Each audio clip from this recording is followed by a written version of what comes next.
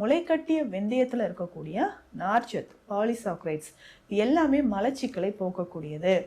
ஆசனவாய் பகுதியில் மூலம் இருக்குது, எரிச்சல் இருக்குது அப்படின்னு சொன்னீங்கனாலும் முளைக்கட்டிய வெந்தயம் நம்ம பயன்படுத்திக்கலாம். ஸோ ரெகுலராக இந்த முளைக்கட்டிய வெந்தயத்தை பொடியாகவோ இல்லை முளைக்கட்டி அப்படியே இருக்குன்னா இது ஒரு 2 ஸ்பூன் நீங்கள் ஒரு வெஜிடபிள் சாலட் சாப்பிட்றீங்க அப்படின்னா இதனோட எடுத்துக்கலாம்.